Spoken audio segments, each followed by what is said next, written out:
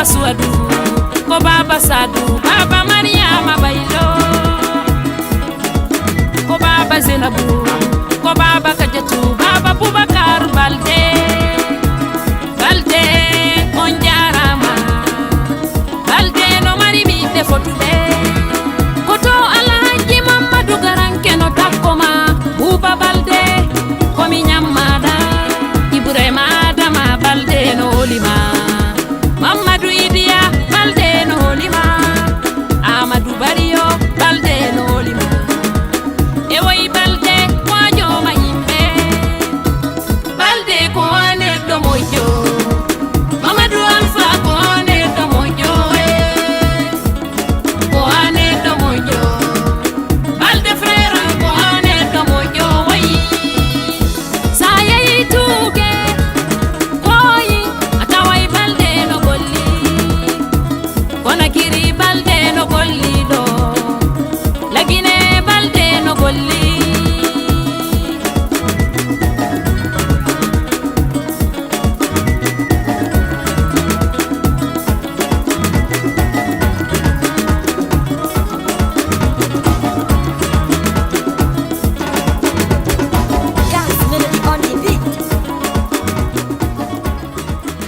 Voilà musidɓe wonɓe jentade Jama TV ɗo e cité ensemble Wakam no mi wodi noon hande kadi ko 1er juin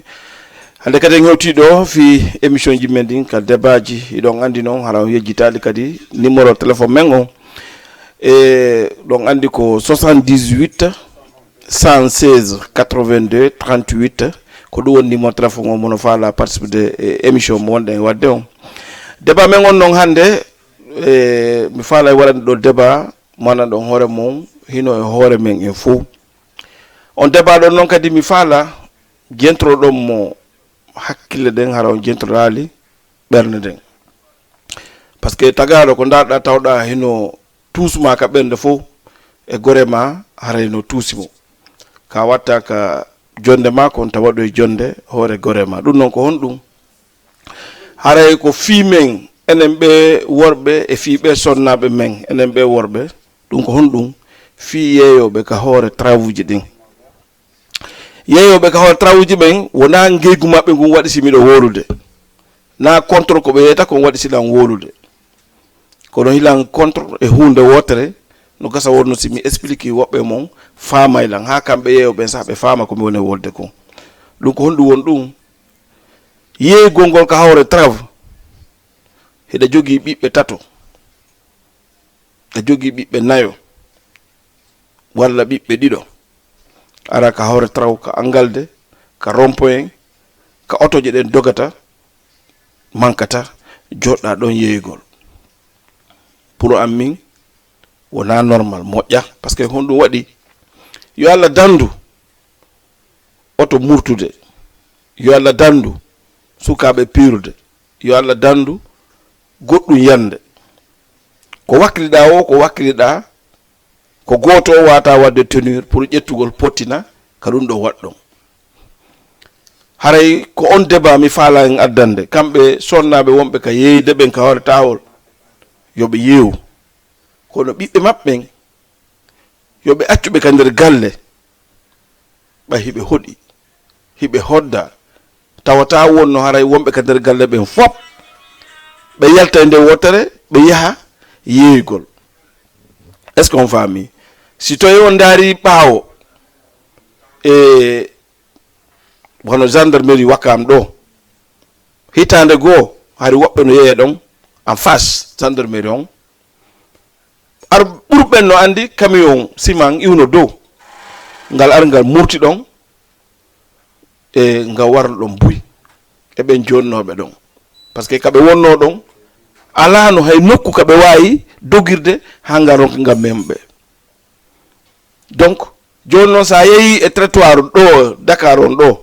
kala ka yaaɗa a taway sonnajo walla sonnaɓe hino jooɗi hino yeeyde yeeygol ngol no moƴƴi par ce que ko waltagol hoore mum ko wallugol modi mum mo wondi on okkoɗa ɓiɓɓe mum ɓen kono accugol ɓiɓɓe ɓen ka nder galle vraiment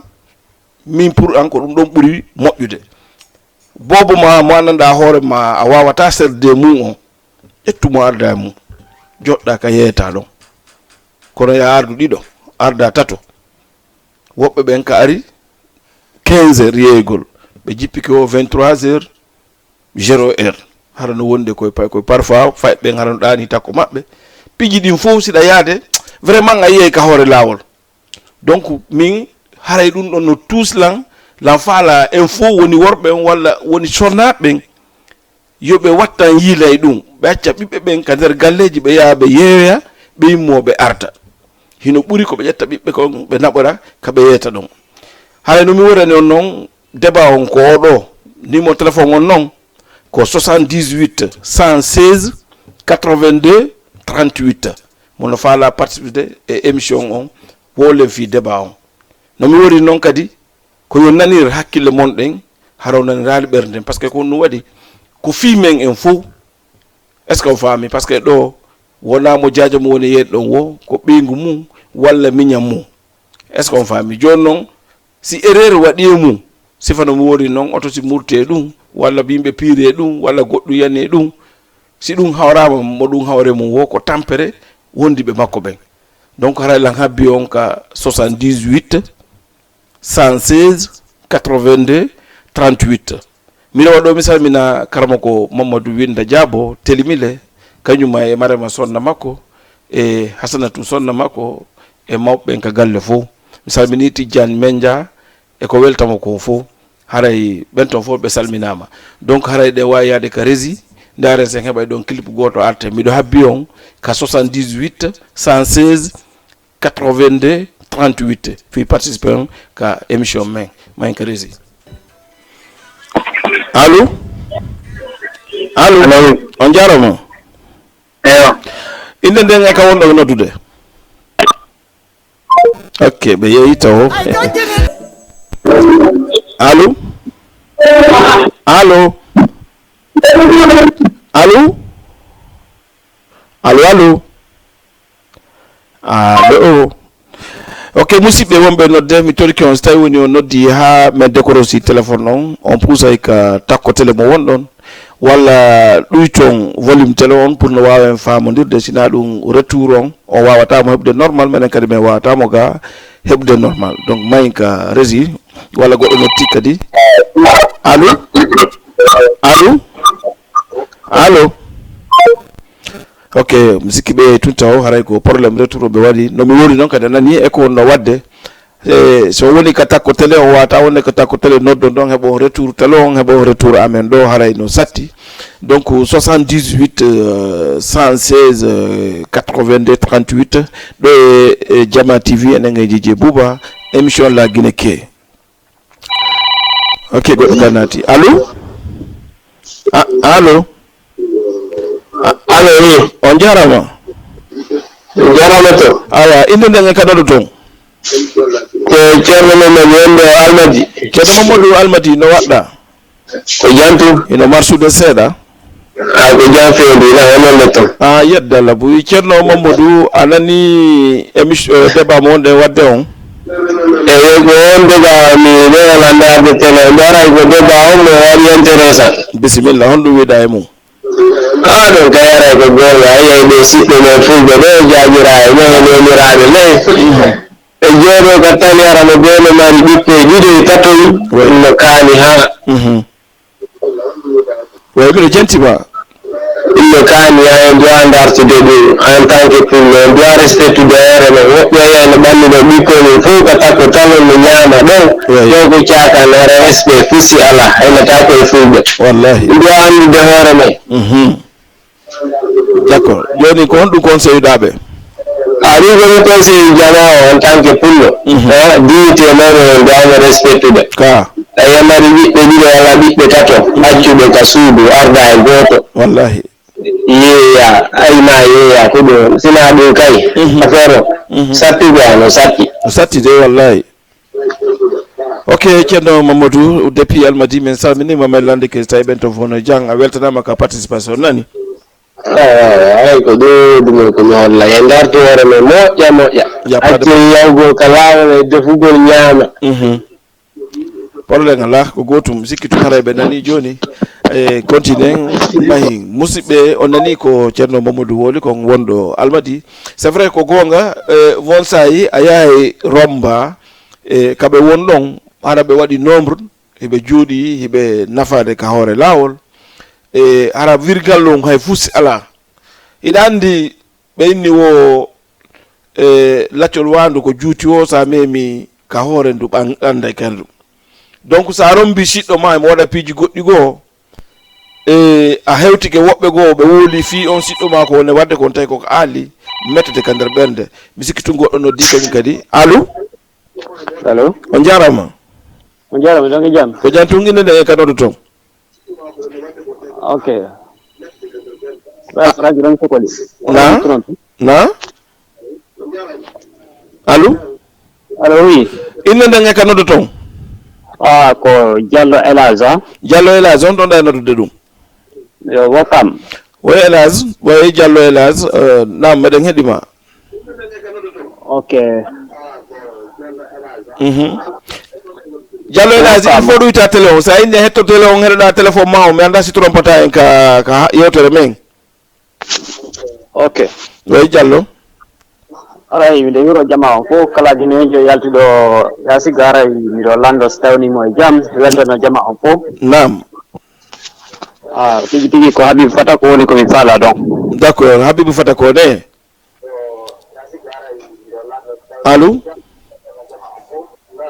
allo donc mi sikki tungo yalti e walla hara o faala wolde ha gayno o hetto kadi ko woli kon ka télé donc wawata par ce que yatta ko heɓata ka téléphone ma kon e ko yata ka télévision kon yadano accindiri seeɗa donc musidɓe haray ko noon tigui woniri e ɗon andi mi yolani on sa ari a tawi siɗɗo ma no waɗa hunde ka hawre lawol e tawi no aali no woodi ɓe hewtodirta tawana siɓɓe ma mais ko yimɓe comme ma hiɓe wola fi ɓen siɓɓe ma ko ɓe woni wadde ka hawre lawol kon e mettete ko mettiray ma ko saabu woni haray ko ƴiƴam ma e min aɗo allo goɗɗo noddi allo allo jarama ko jantun ka ɗon ton e inde mon nden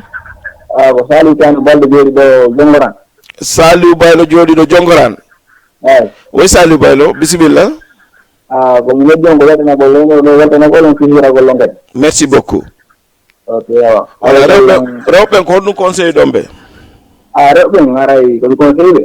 yettan yimɓe ko woni wadde ko moƴƴo moƴƴo eyi d' accord ɗum retonar komi conseil ɓe quoi merci beaucoup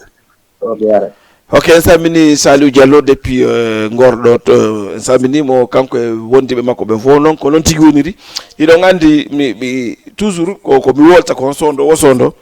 siɗɗo ma ko boni wo ko boni si goɗɗo wolimo ko boni mettete par ce que ara yan ka siɗɗo makko goɗɗo kan noddi allo oui on jarama jantun alaɓe ko jantun ka notton e inde mon nden mene Wakam Lamine Diallo Wakam émission mo mbeɗa weltani on émission mo no foti moƴƴa merci beaucoup Lamine joni ko honɗum conseil ɗon sonnaɓe men ɓen ok Lamine Diallo o yalti donc émission o hiɓe welti e makko mais ɓe ala e conseil de mi faala so naati conseil on sonnaɓe par ce que ko ɗum waɗi wona eɓe ƴettir wasi tawi woni ko yawre maɓɓe walla ko sabotage addi émission o non na ɗum ko fi wallitagol ɓe fi ɓiɓɓe maɓɓe ka hoore laawol est ce que on faami fi yaltagol ɓe fi ɓiɓɓen ka hoore laawol fi ɗuytangol ɓe probléme ji ɗin par ce que hande sa yaade ɓiɗɗo ma ka hoore laawol ɓiɓɓe ɗiɗo tato nayo si goɗɗum waɗi goɗɗo e maɓɓe a mapoto fi on ɗon est ce que a faami si a ƴetti on ɗon a fokkiti hôpital wata noon haray ɓernde ma kadi no heddi ɓen ɓaawo te ɓen fof haray ka hoore laawol woni donc ɓuri kon fof si tawi woni ko tato joguiɗa yo walla ko ɗiɗo yo ndaaru mo wawata ko accade ko wawata ko accirede goɗɗo on waɗamo ka ɓaawo ma yaada e mum ka gollata toon heddiɓen ɓay haray ɗa hodda ɗa wonda accuɓe ka nder galle ñammiɓe ɓe ha ɓe haara tew lootaɓe ha ɓe laa poy wattaɓe ko laa poy harfinaɓe ɓe hodduɗa ɓen très sincèrement haray no moƴƴi mi sikki tun goɗɗo noddi allo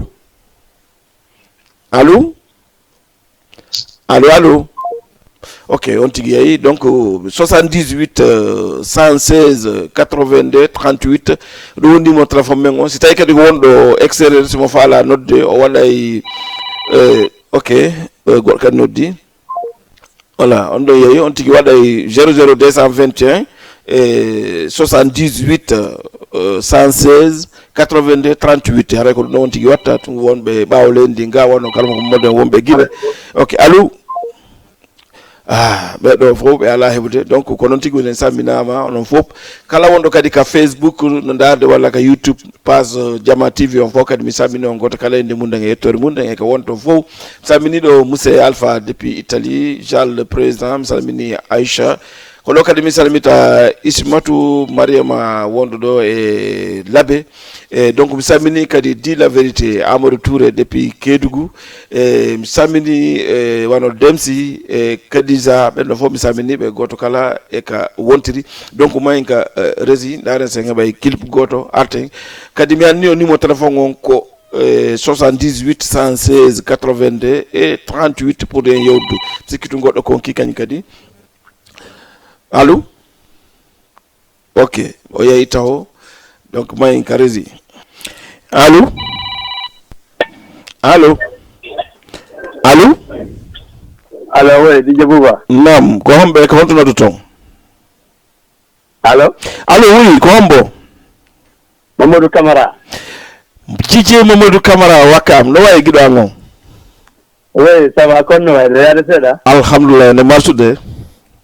alhamdulillah ne golleji ɗi kono sattude seeɗa seeɗa yettude Allah ko télé o wonɗa darde walla kaka Facebook wonɗa darde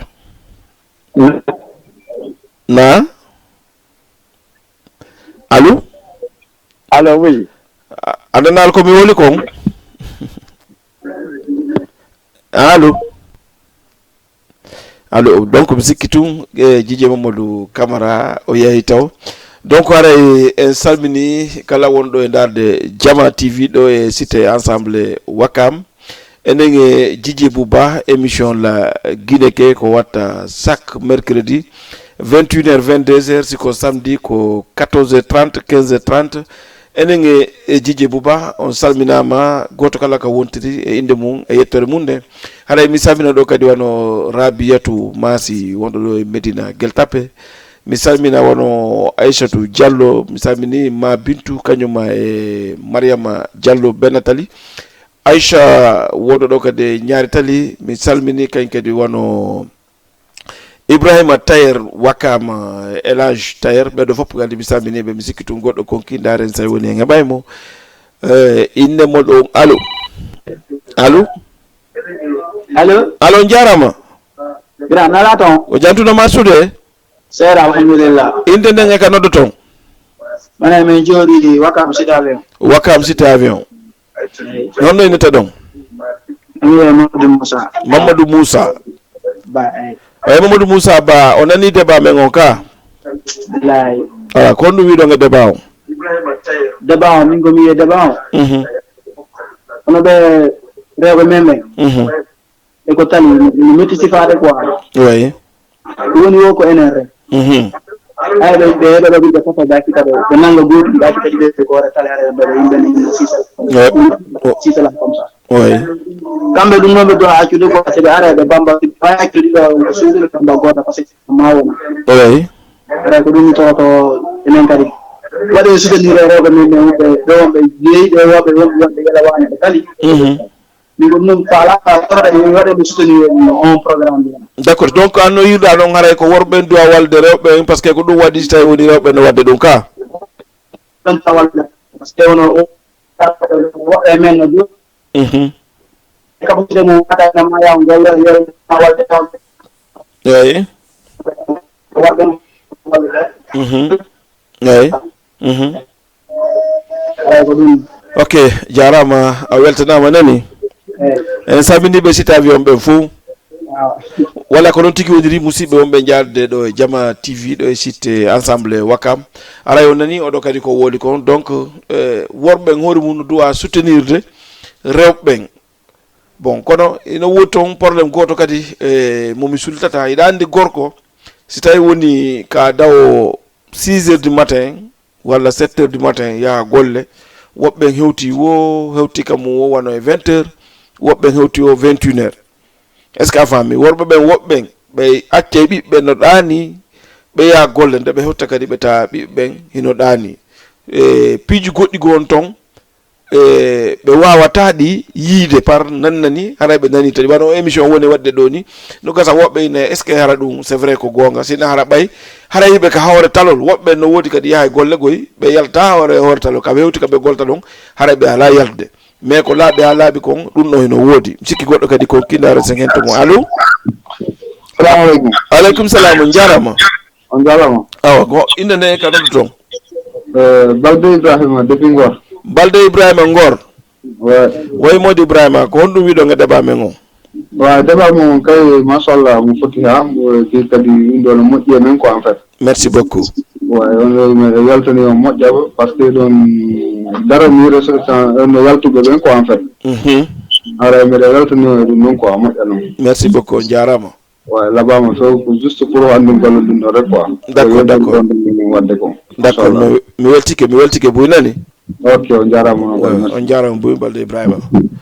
Donc noon tigi woni en samini Balde Ibrahima e wondiɓe makko ɓen e weldiɓe makko ɓen fof ha kaɓe won toon haray on nani probléme on ko ni woniri donc so naɓɓen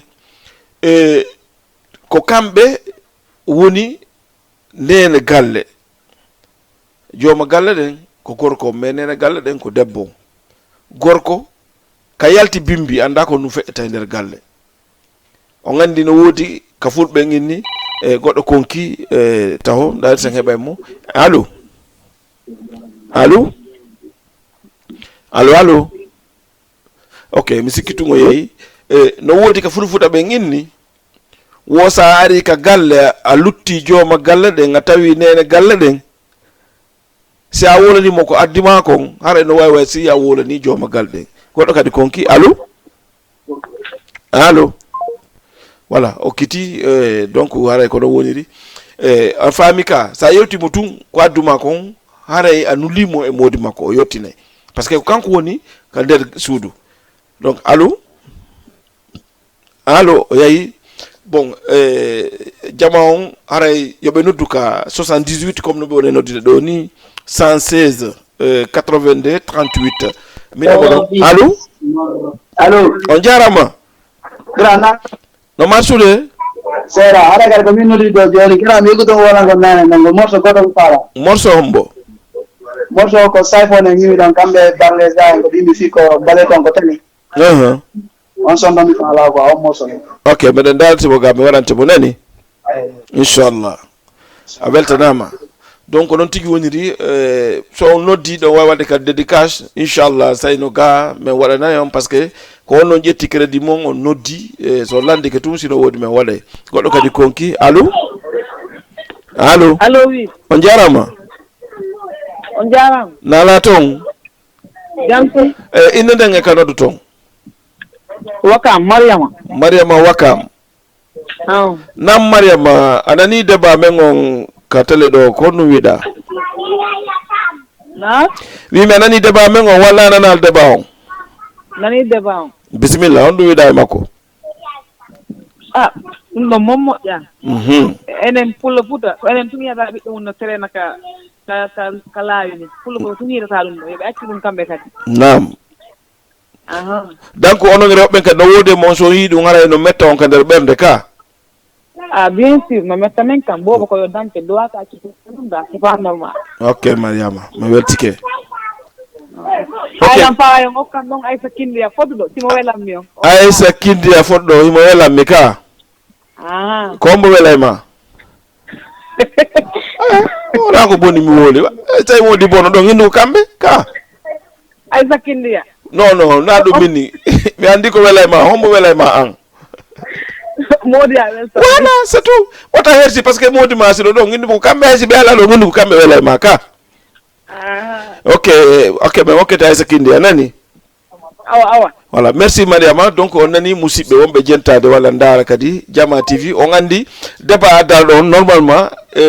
hay worɓeɓen on andi ko worɓeɓen inete ɗum ɗo no musde mais on yii hay rewɓe no woodi e maɓɓe affaire o no tuusa ɓe par ce que sa rombi debbo sifa ma no jogui ɓiɓɓe sifa ɓiɓɓe joguiɗa ɓen himo accitiɓe kawre lawol a tawa no satte ma mi sikki tun goɗɗo konki kadi inde mo ɗon allo allo on jarama no marsude seeɗa ka noddu toon e inde mon nden ok be yahi be do ko yette sobe ni donc e samini yette sobe yette camara be kanyuma yette touré be fo o kabe tun nota do téléphone mabbe on coupa allo allo allo allo allo ono di mo hedade téléphone noggo donc o yeyi donc onani musibe aray o gandi hay rewbe no mettabe parce que ko no wadi haray be dartira koy pay koy kombibe mabbe be jibini be donc wattane ngila e programme e kala ka hodda haray ida mari weldijo wonda do kander galle sa fokkiti bibe mabbe akkidumo e mum be wonda e mabbe ton ko dum don buri mojude yaldugol le faybe fo jodde mabbe ka talol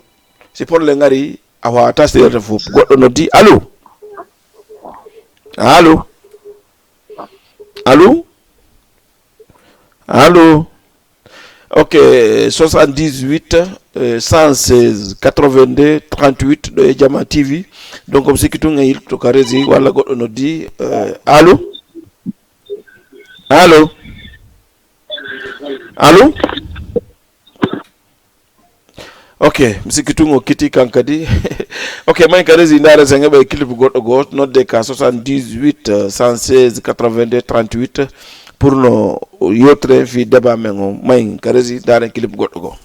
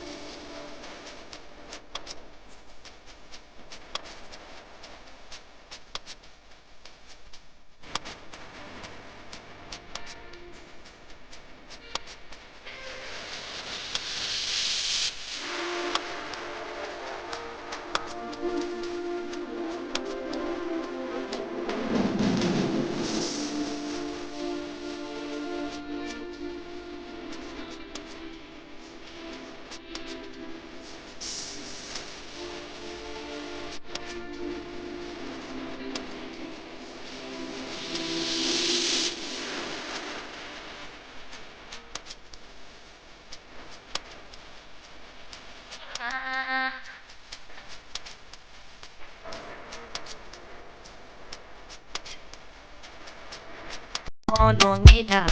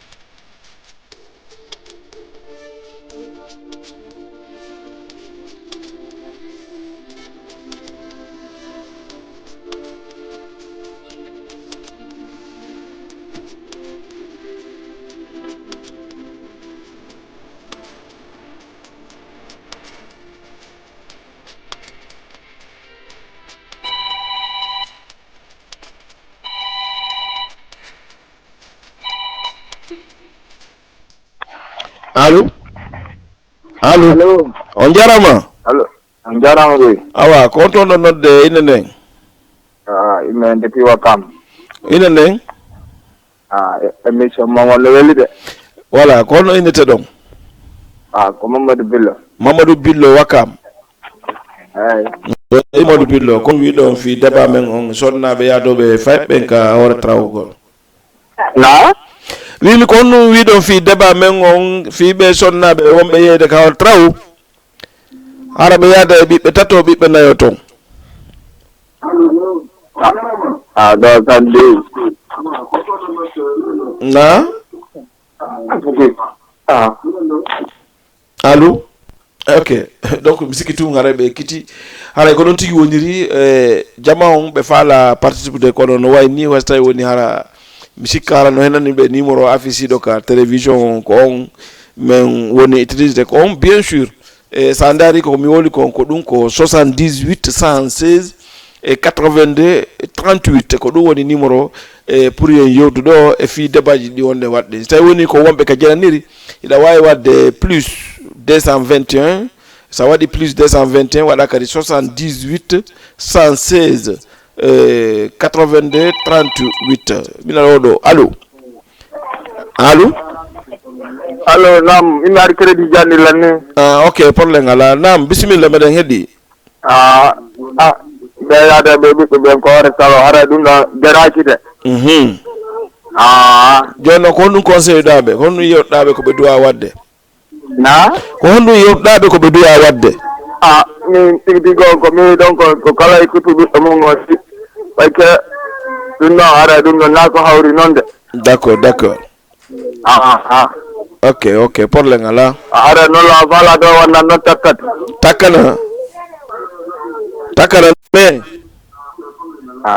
fala wala non tatti god wala tatti ka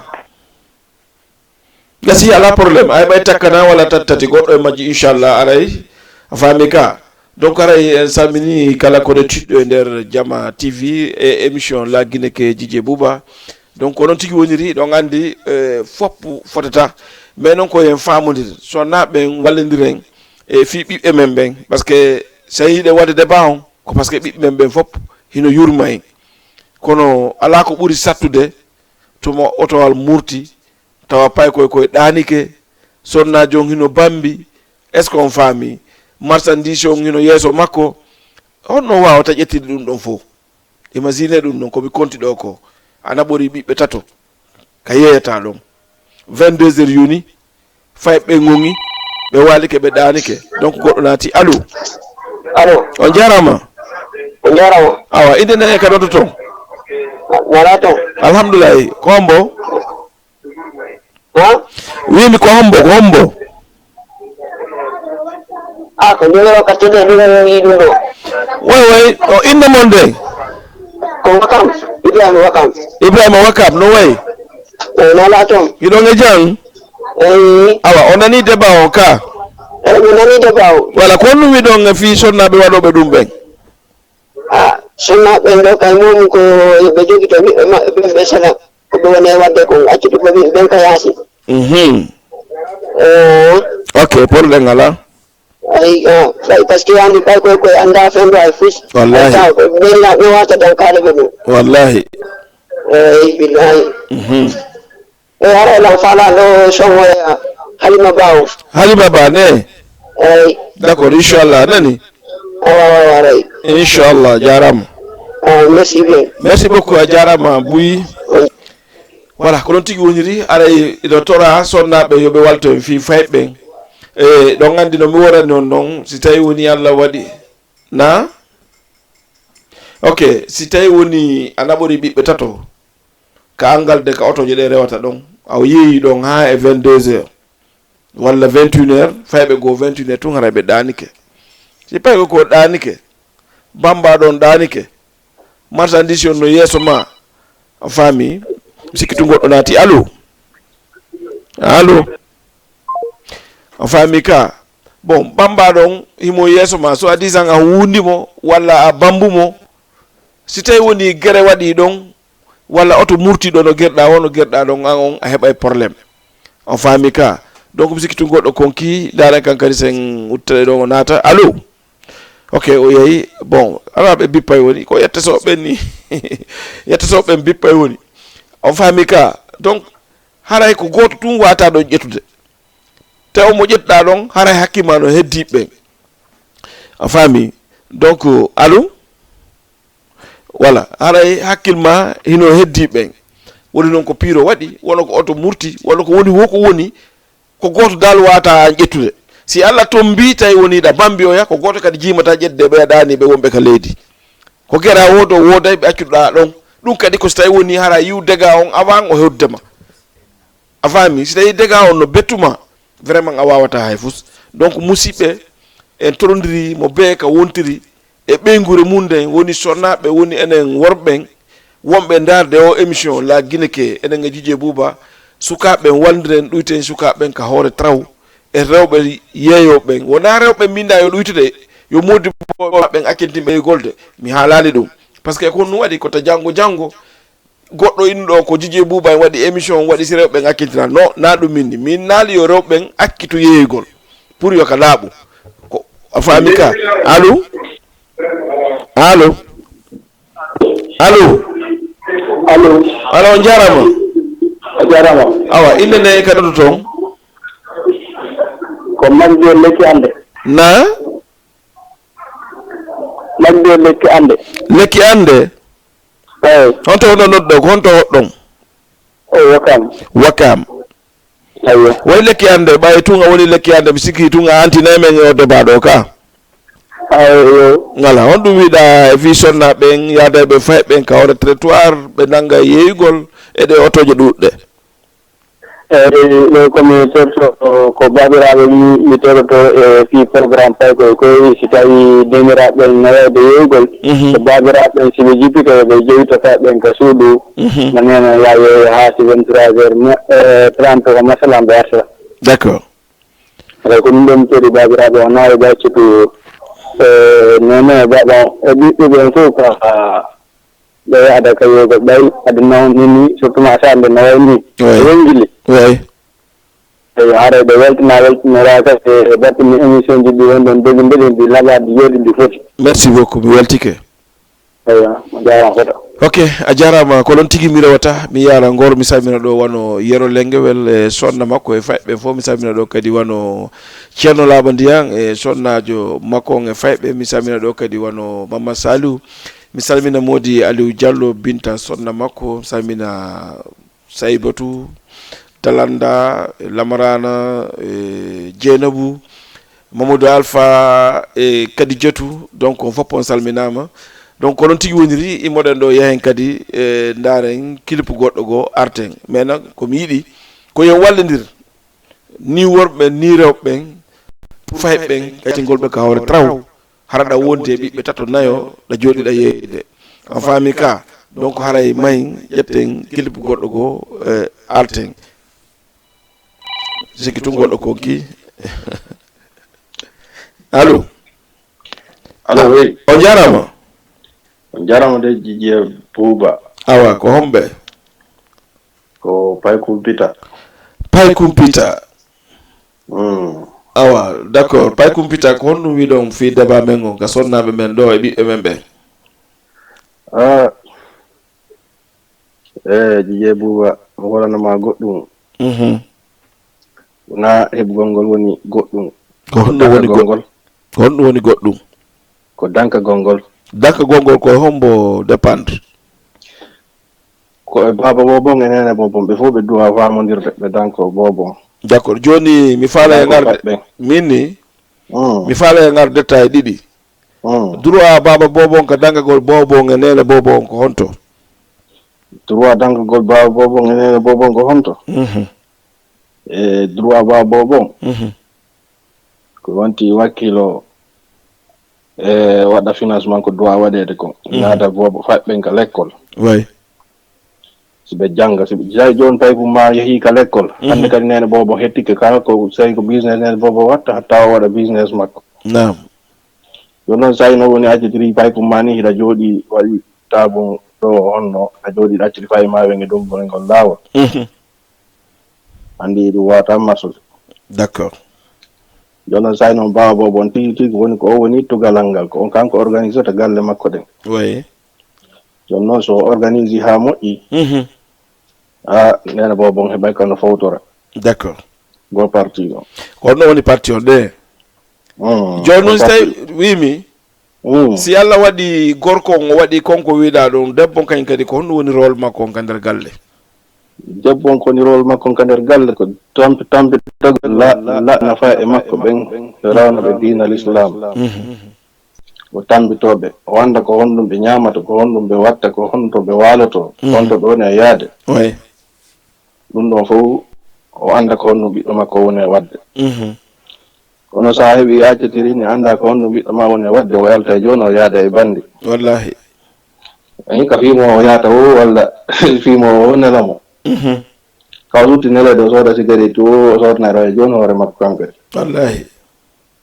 joni haray ko ndene bobon e wa bobon ɓe fof ɓe mari pas de responsabilité d'accord donc haray na e ne sengo woto tum way ɗon ko gonga ina sengo woto mum kono yiɗa andi no woodi worɓe goo haray ɓe acca e dépense maɓɓe on ɓe jonna ordo on ka galle ɓe yalta ɓe yaha mais ko timminta ordo on ka nder galle ɓe si ko sonnajo on ka ko sonnajo voilà par ce que si tawi woni a joni dépense ma ɗi a waɗi ko fourniture ko duwa ko fof ko fayi ɓe duwa wadde ko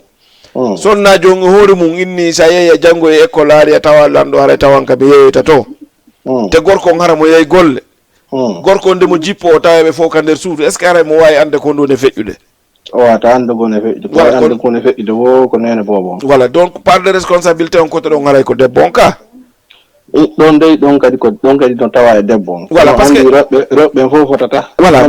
debbo on kadi kadi no tawa éducation makko voilà non si aɗa andi ɗo si tawi ko gonga on wonɗen wolde 100% ko debbo on jogui par ce que ɗa andi ka galle gorko ko wawi ko finugol jonnira dépense si tawi woni école ari o waɗa ɓiɓɓe makko ɓen inscription ha para o jonna ɓe fourniture mais si tawi woni ko immotoɗo 6 heures du matin dawa jippo e 20 heures 21 heures contrôle ugol ɓiɓɓe ɓen haray ko debbo on wawi ɗum ɗon yi ko debbo on wawi ɗum ɗon kono noon an kadi babajo on duwaka e arde ko galle mum ɗum wonira noon ɗum hara landa ko honno feƴƴiɗi ko galle makko est ce que no henanma ko woni ko galle kon ko watte kon foppuna fo jaɓete fillitede mais noon joomo galle no duwa andugo ko woni feƴƴude e galle makko ɗen mi yeddalima kono ko ɗum noon mi innuma ko woni ko galle ma kon fof a wawi ɗum andarde wo par accidentellement parfois jippoɗa heure mo ananɗa hoore ma a wowa jippade so woni a heeɓi on heure tomba e pijugo mais si ɗum woppi ko debbo on tun wawi jogade ko woni galle ko gara no laaɓi poy joni haray sonnaɓe harayɓe gelike mi tanƴini joni haray mi yiɗano ɓarorade e maɓɓe kono yewtere nden nandi wayi wasi ɓarora e maɓɓe no ɓarake e maɓɓe par ce que hande ko kamɓe tigui par ce que ko kamɓe jogui fayɓe ɓen hande an ka wonɗa ɗo ni sa yeeyi golle a arti ina ɓananta hoore ma ñamete ko debbo ɓanana e ma ka ko duwagol ndey voilà donc no wawi wonde ƴetta ndiyan yalotoɗa ƴetta conci wattoɗa mais ñamete mo defi on kanko ɓanana e ma ka siɗa addi arde gorejo ma kanko ɓananta on ñaamo on wiro gore ma ɓe weltina ɓe ka sa yeehi golle gore ma ari ɓawa ma ko kanko weltintamo ka ko noon de donc galle ɗen ɗum ɗon ka nder suudu mom ko debbo on jogui toon joni joni ɗo wandi rewɓe gañ no serdi no laaɓi poy wona fof faami nguya faamu no woodi woɓɓe hiɓe wawi dankade ha ɓe wawi toppitade ha sa ayi sino wowlede wona ɓe wowɓe dankade ko ɓe wawata dankade ɓen andano dankorde ko ɓen sabu ɓe waɗi sino wowlede nam voilà oui joni ɓen ɓe wonɗen e wolde femum ɗon ɓen ɓe wawata dankade ɗon yeɓe wakkilo ɓe rewreteɓe ɓen fof modiɓe maɓɓe ɓe walla ɓe wawde dankade nam no woodi woɓɓe ara ɓe wawata dankade mais modi maɓɓe ara no wawi dankade ara no woodi maɓɓe néglisali wallitoɓe ɓe dankoɓe fof yettoɓe no honno ɓe gerdata holloɓe honno ɓe gerdata fof no ɓe gerdatano sa heeɓi ɓiɗɗo ma an sa woni a jangga l'école a jangga Qur'an a faama hay hunde rewreteɓe ɓen fof jooma galle ma ɗon naada ɓiɗɗo ma on ka wawata heɓde faamu comme fof no wawi heɓiri noon andi sensibilisation fuɗɗi e gandal ko ɗon fuɗɗi joni sa heeɓi gandal ko ngal fanɗi ko ngal fanɗi a heɓa sensibilisation no yaadira e jamma on no heɓira laaɓal no wawa wuurirde haray neno bobo ɓe wawata dankade ɓe haɗa ɓe watta hila e ɗum ɗon ɓe jogito boboɓe maɓɓe ɓe muradu moƴƴuru ɓe naada ɓe lekko pise no woodi école ji goo ton aray ko école ji gratuite ɗi yoɓetaake joni an jooma galle ma on ɗon waawi heɓande kayko makko kon saako école kañum e kayeji e ko waytata noon ɓe wakkilo ɓe naada fa ɓen ka l'école si ɓe naadiɓe jooni Allah no andi sina change ay harna accitirgol paygoy koye ni ka hoore laawol doga hakkunde ɗe otoje wallahi menen en jije bo menen ɓene ñoƴƴi fereng e embouteillage ha koɗɗen fof no muusude en tout cas ɗo minni ko wolɗa kon ko gonga de par ce que fayɓe men wonɓe trainde ɓen on émission kadi mi arta e makko sa par ce que sukaɓe men wonɓe trainde hoore ngol laawol ngol hino heewi hande Dj Boubata woɗu jangga métier e jannata ɓiɓɓe mum ɓe métier a faami donc si min mi jannano ka métier yomi eto ɓiɓɓe ɓe mi heeɓi ɓe mi janna ɓe métier mais so tawi woni payko ko yaltay ka taloy ko waɗa toon toragol wa wonɓe janngude qur'an ɓen tawale ɓe mari nene ɓe mari baba haare ɗum no hulɓini ay joni noon wono ɗum ɗon gonko yiyata ɗon joni woɓɓe naɓa no naɓude jande hay ka daaraji mais so ɓe naɓi jande ka daaraji on diga sa naɓi jande payko ma ka daara toppito kon anda kon ko woni wadde naga nino kon a nawi kon kadi e daara a accitiri kon ni ko janngude anda kon ɗum ko woni wadde pile payko e buy menen meɗen andi ɓay meɗen haylade mais yiya payko e buy no waali ni e bedda tum ɓere jamma hara dogi no ha ronki joni ɗum fof no ɗo wattanede e yilla e nder nde saare wallahi meɓen ɓen hay so tawi woni yiɓe jokki business yoɓe wakkillo no woodi école ji wonaɗi wonde e jannude hara yoɓe taaki ha tuma ɓe heeɓi feere ka yoɓete wo ɓe yoɓa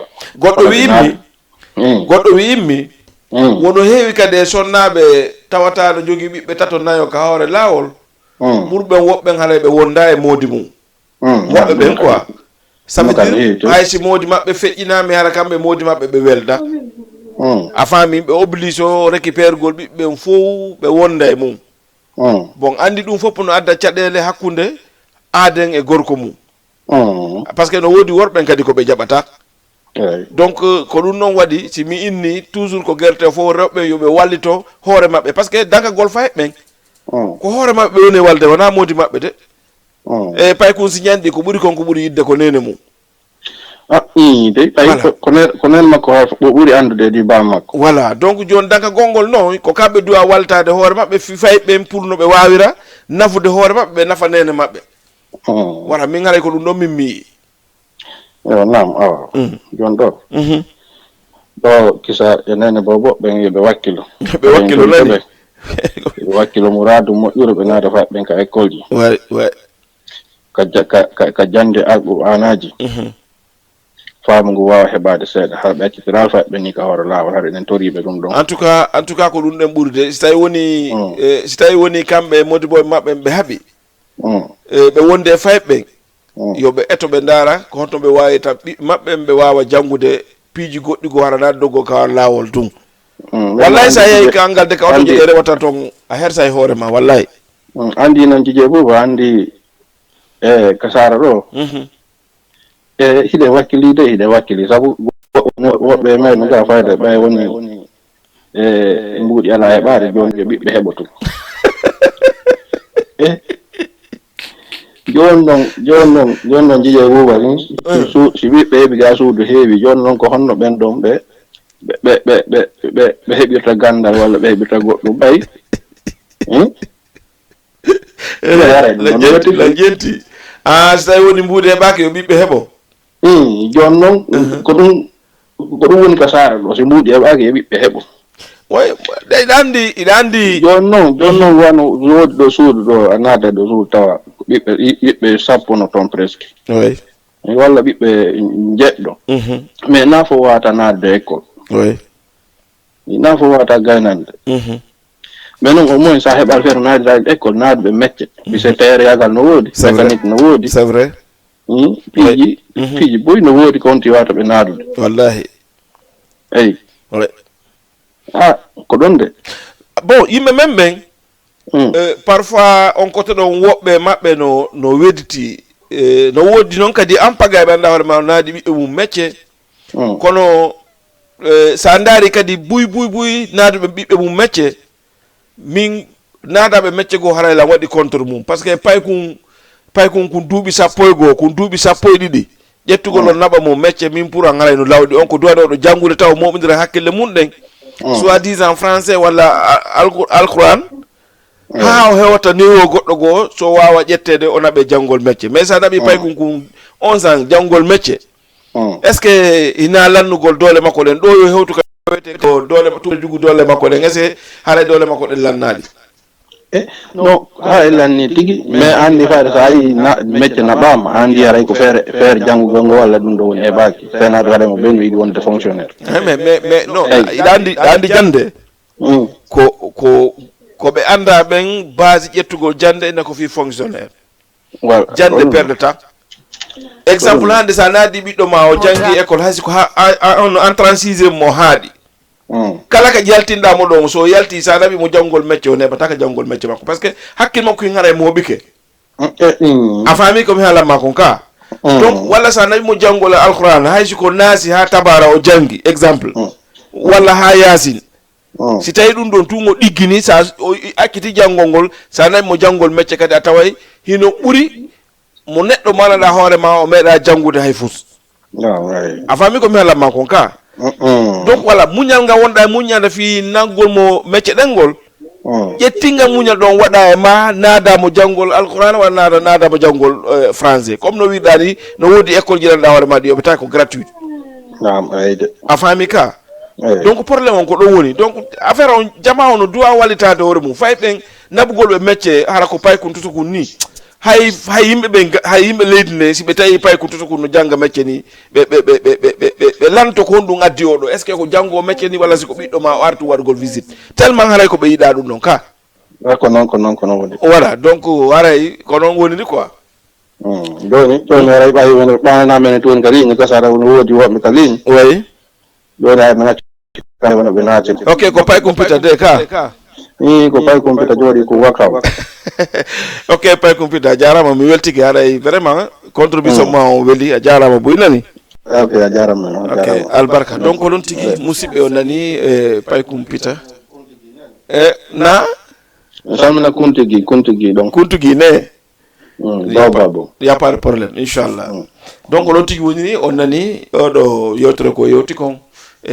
halaji makko di no yeddi no laba no foti non seulement ko e wakile côté ji din fou on fami côté ji din fou ko e wakile mo sikki sangi wi do e ndara e région da no wodi publicité mo doade feƴƴinde mo c'est alten ka débat même sikki tuno ngaray kat nebata haray émission men on ko e gasde woni ko no mayin ka publicité du jamais vu au Sénégal. Rakhou Prod revient avec un événement inédit. Diamond Platnumz débarque à Dakar pour la première fois. Diamond Platnumz débarque à Dakar. Samedi 4 juin, à l'esplanade du Grand Théâtre, Dakar va vibrer au rythme de cet artiste de dimension internationale. Diamond Platnumz débarque à Dakar.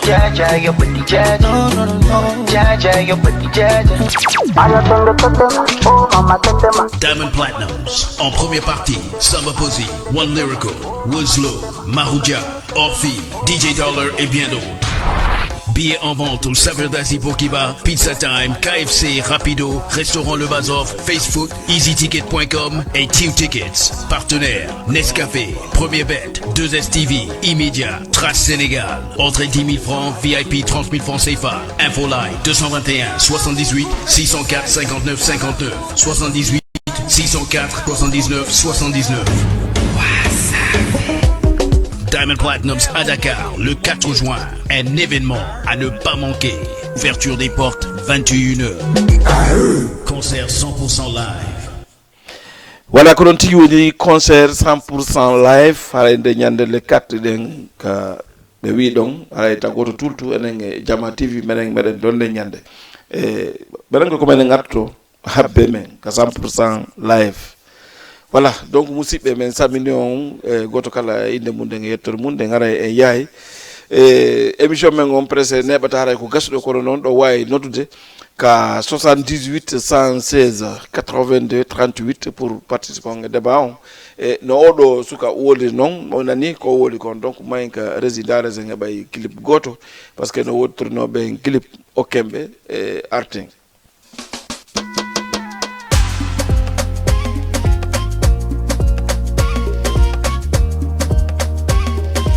Natif 224 bits.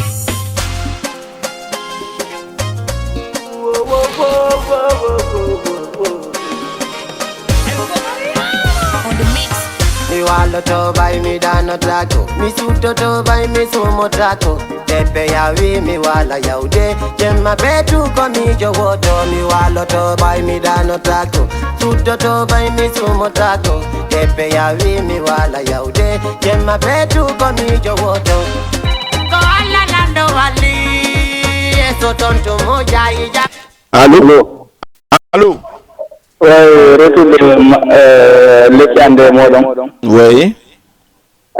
Toriɗo rek gonɓe connexion yata yeto ko ala woddde gemɗine quoi. So yata yeto de. Ayo. Ok. Joni deba ko no woldo fi deba. Ha? Deba men on lanali mo. Fi rewɓe nda ɓiɓe ɓen ka yewgol. Ayo ɗon yewtino min ɗo nane tawi crédit ji ɗi lanni gonga ɓeya mais wolaɗo ko non fa d'accord o gartutorɗo go ko falɗo ko mbar hen nanere o yejjiti eyo ok inchallah de garte mum nani hokka moɗon laayijo wo kam kala golle o mburu aɗa wono ka d'accord eyo go haɗa ɗon yetta hettora kadi inchallah jarama min weltike ɗoni ko gotum voilà mayi ka resindare Tauno yimoroida, umpano tauno nyamiroita, vikadino bebonirano, na vilando ono tema, hata kadi choji dindi womba, o bebe ngachu bebe womba, be omba itaina baba mabe. Ana jelega wala tontato nganda na yu, minanta tabai ni jeta tabing, alo alto sandaro dundong, kona ande weldu bebe me yeta tabai mi daratado ko wala landa tungande bewal mi walo to bai mi dano trato mi suto to bai mi sumo trato tete ya wi wala yaude on jarama de awa inde den e ka dodo tom mi Ibrahim na Ibrahim Batimbi Ibrahim Ba Kindi on to do ɗum Timbi Madina oui. Ibrahim Ba Timbi Madina oui Ibrahima ala ton o jantu honto wonɗo no wonɗo men noddo ɗo ɗum sur la Grand Yoff Grand Yoff ne namu Ibrahima ko ka debba falɗo participe ka ko to men fala participe bisimilla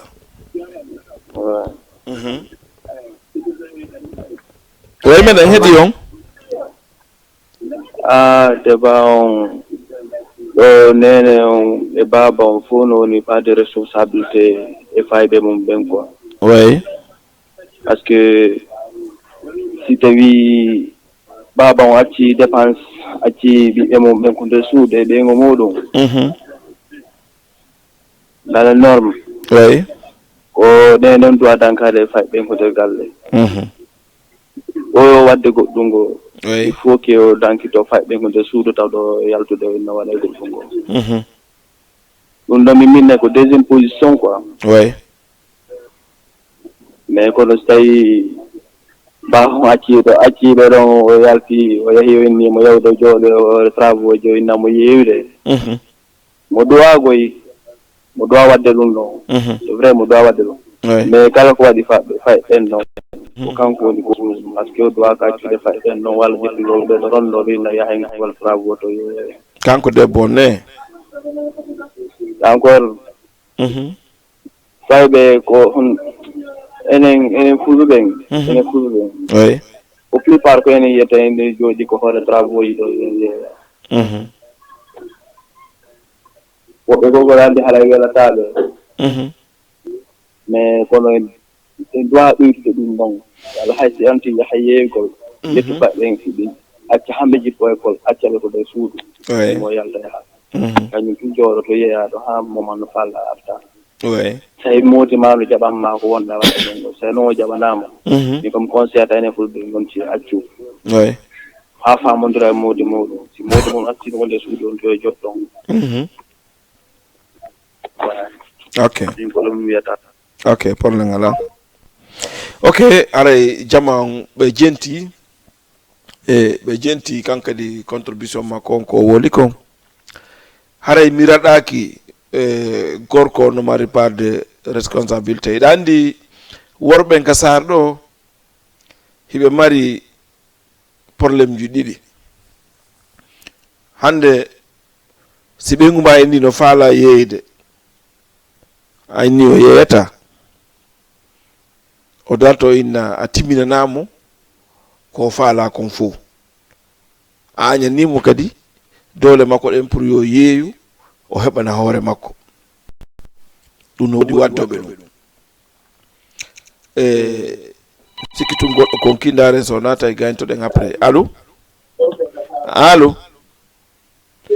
allo allo wow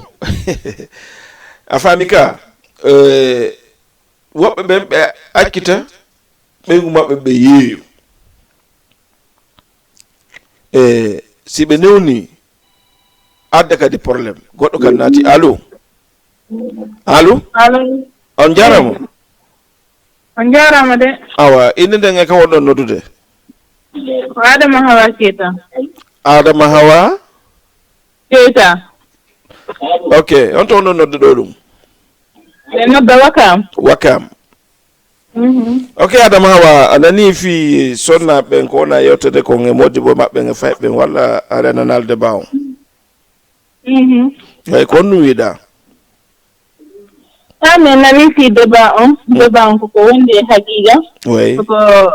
duwa e ko hani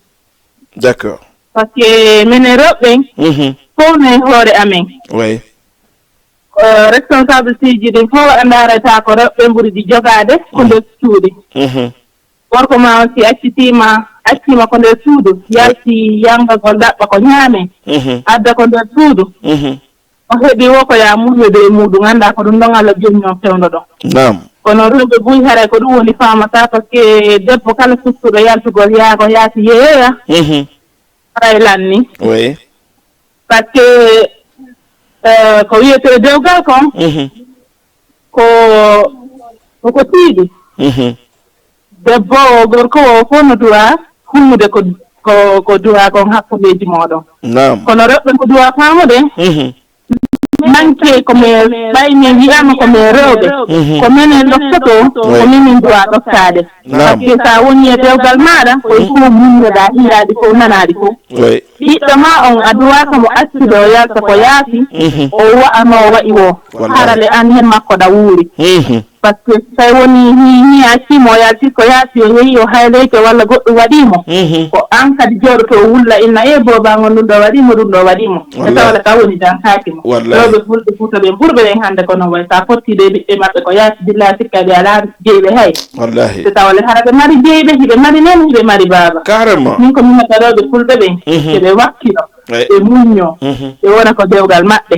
ɓe danko ɓiɓɓe maɓɓe ɓe Allah okkiɓe ɓen hande so ɓe muñike ɓe dankike ɓen ɓiɓɓe maɓɓe janngo ko ɓen ɓiɓɓe maɓɓe kadi fittanta ɓe gonɗi ay ka kono wota innu ɓay modi ma bintanaare ma hay hunde an kadi a haɓɓitoto yalta yaha ko yaasi waɗa ko faalaɗa o woɓɓe ko ɗum yiyata hata kono hayloro partout kelo dokka worɓe ɓe annanta hoore ma tawa modi maɓɓe no wuuri ɓe ko 1000 fois wallahi kono yaltugol yaha jokka ɓen ɗo no ɓurani ɓe jooɗagol ko suudu muññe danko ɓiɓɓe mum ɓen ya haata ko ɗum wonata pakka man simay ɗum yara hayloroni ka agresa wallahi on faami ko ɗum waɗi neɗɗo no duwa muññade anda ko Allah jonnuma o ko ɗum ɗon haani e maɗa ñande Allah inni tawi o kadi iway kono sa inni an on ko Allah jonnuma ko ɗum ɗon walanakima ko faalaɗa ko ɗum ɗon waɗata ani so tawi ñande ɗum so laawi min ko minata rewɓe fulɓe fuuta ɓen ko yoɓe muñño ɓe wona ko dewle maɓɓe ɓe anda so tawi woni hande kadi ɓe jommama ɓe addama ko suudu maɓɓe ko ɓe accira o ko ɗum ɗon ɓe duwa waɗugol wallahi bien sûr que meɗen mbiya yaltude me ndaɓɓe me wallito moodi amen kono e hoore pimin gotum harange moodi ma e ɗo famodiri o inna joni ɓayel moyen ala joni an kadi yaltu débrouilla ko noon tan débrouilla ko no wallidiren hara koye hoore konngol moodi maɗa yalta waɗa kono immugol ɓay min alala liɓande dépense timmuɗo min kadi mi yaltimi yami ɗaɓɓiye ɓeraɗan duncande alala walkande ɗum na hakkilno ƴetta kadi ɓiɓɓe tato walla nayo naɓora kadi wimi ƴetta kadi ɓiɓɓe mum tato walla nayo naɓora kadi ka yeeyta toon naɓore ko yeeyta ɗon so noon ala dandu oto muñude ɗum ɗon goɗɗo go mi ramasiɗiɗi hiyaɓaɓɓe no wongo Allah jinɗa ɗon fof wallahi otomo woppa ɗi travauji ɗum nago laɓano wallahi woɓe fulɓene duwa heɓude hakkille heɓu hakkille muñoɓe wona ko dewle maɓɓe tawi ko anni moodi ma yewti feydude min komi yonɗo komi jombaɗo la jogui ɓiɓɓe ɗiɗo lan faala golle fewɗo ɗo ha komi wallidira e muudi an kono tanke mi lan andi ɓe ɓiɓɓe an ɗo koɓe duncana hoore maɓɓe goɗɗum yaltata mi yaha mi ɗaɓɓoya goɗɗum go ko yaasi hoot moodi an newnanala tan koto ɓeeɗo ha mi anda ɓeeɗo mi heeɓi komi accaɓe mi wawa yaltude mi heɓori ko yaasi mi yasan tawta ɓeɗo haray ɓe hoore jahi ɓe laaɓi ɓe ɗumanni ɗoɓe ɓen fof ko ɗum wawode ɓe iwtiri ɓaawa konngol moodi maɓɓe ngol ɓe ɗofto moodi maɓɓe ɓe acce jindugol partout accita ɓiɓɓe muɗum no haylo e salol jeynayi teetuɓe wallahi billahi sa futti ɗo e ɓiɓɓe pullo fuuta fikkata ko ɓiɗɗo pulloɓi vraiment a woodi gonga no a woodi gonga wallahi laɓaka haray ko ɗum tortoroɓe fulɓe fuuta ɓe fof ɓe muña ɓe wona ko dewle maɓɓe ɓe ndaara ɓe tawa hi muñal bonata ko yiya muñal ko ɗum bonata carrément ko annduɗo huutori walla annduɗo saliɗo huutorde kono ala mo anndaɓe wallahi aray ko ɗum mi mari komi woole ronde bamon ɗon ok mi weltike vraiment yo Allah wonane boboɓe barkina heɓa nafa dewgal ma ngal lange moodi ma bravo mi weltike nani voilà ko noon tigi woniri musidɓe on jentike o sonnajo ɗo ko yewti ɗo kon ko ɗum ɗo woni sonnajo moƴƴo ka nder galle ka denni e haala makko ga o nani ko wi kon min komi jombaɗo heɓi ɓiɓɓe ɗiɗo hilan gollude wallito moodi an e komin faala ɗaɓɓude kon kono ɓay ɓiɓɓe am ɓe janɗali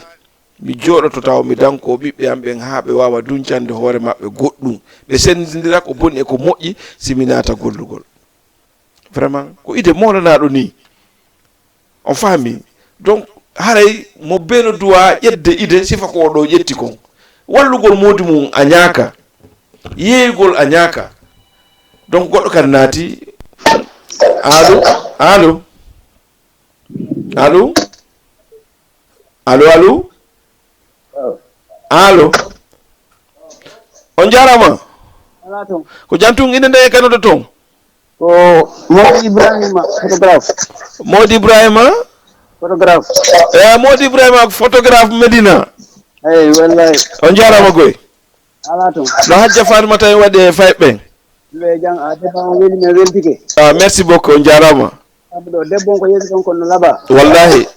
weltanike mo moƴƴa wallahi weltanike moen fof noon an kada eggital Medina nan na eggital Medina non mi yeggidata Medina si Allah jaaɓi ko ha mi anda ɗum onon Medina est ce que ɗon dardelan ko ɗum haɗi mi wola inde moon taw kono ɓay tun an a noddiɗal an andi no laaɓani post Modina télé on joni o laaɓi toon no waali ka suudu an ɗo lan jentima la renma miñe ɓeygure ande wallahi mi salminima e ɓeygure men nden fof ko hanki na hande toujours a mbiɗo renma miñe jentima merci beaucoup jarama Mody Ibrahima voilà wonno Mody Ibrahima photographe e yimɓe si ɓe wondi ɓe weldi ɓe waydira e kono ñande ɓe yidi o wawi so tawi woni ko nde ñande ɓe serti e Mody Ibrahima photographe a weltanama donc weltanike kadi sonnama Fatoumata anditini lan mi salmiɓe Medina ɓen donc goɗɗo kadi noddi allo allo allo on jarama gida jama ko hombo ko Sadio Kenkon ko hombo wonda e jom ko hombo Sadio depuis Kenkon Sadio Ba Kenkon Sambour Ba Sadio Ba Kenkon Ah d'accord no way kon to da do dum Bila na Wakam do. Ah d'accord no way no yaade seda Do di tonki do jama. Do ko Jama TV ni nagi do Jama TV. Ah Jama TV. Oui. Ah Jama TV weltan ga. Anda no emission ma. Merci beaucoup on jarama. Ah ko jantun ko deba mo fewdi den fi hakkunde men sonna be nge fay be ngatalol no be woni yeyede nabora fay ben ton. Dan genti do tan. Ko nu conseil dombe. Comment on ne balle ko yero nyande yero fen bayno ma don kene wondu no don. Oui. Ara min après min ka min avi balance men. Ah ko min hanane ko yero dum ayni affaire la baal ko men wondu no. OK mi sikkitu ngare ajumi. OK y a pas de problème la ngandi e ngarta e kal don kadi sala jabi. Bona tanani? Ah bona tan sala jabi. Ko no kanado no heewi mi rangi ha mi ronki. Na? Mi rangi hebu ko tele ha mi ronki. Non pourtant hewade ko wontu yimbe bombe yeso be bay yare be yodde andi wonda yewto do ni goddo watama kupude pour jettu ko goddo go ka. Ah atama. Voilà ko il faut tuma yaltuda o men jetta goddo go mais are non kam wata jedde 3 à 4 personnes wala 5 personnes de wotre inshallah. OK Jama TV do na no da do ni bu ba yeso ando. OK merci beaucoup jarama. Salam. Voilà ko non tigoniri ko do saminten be medina be fo woy wodi Ibrahima mi arta e mo ngono medina mi annon mi yeggitali fi mo inshallah donc mi sikitu débat men on ko do o woni dande émission men on lanni mi jonna on rendez-vous samedi à partir de 14h30 ha e 15h30 goddo no di allô OK oyey donc mi jonna on rendez-vous samedi 14h30 ha e 15h30 enen e Djidje Bouba la Guineke do e Wakam cité ensemble donc ray mi salmini on goto kala inde mun dange tor munde wonnobe nodde hebabe mi salmini be natube be hebal ben kadi mi weltanike be kala kadi wondo e darde ka télévision wala wondo darde ka Facebook e YouTube on foppu mi weltanike on goto kala e inde mun e yettore mun ka wondon fo haray mi andini on émission men on ko ni marden do ide mari alarba ide mari 21h 22h si tay woni ko e asayon de mari 14h30 ha e 15h30 enen e Djidje Bouba la Guineke donc haray en samedi inshallah si newno newni o jabi bye bye ciao.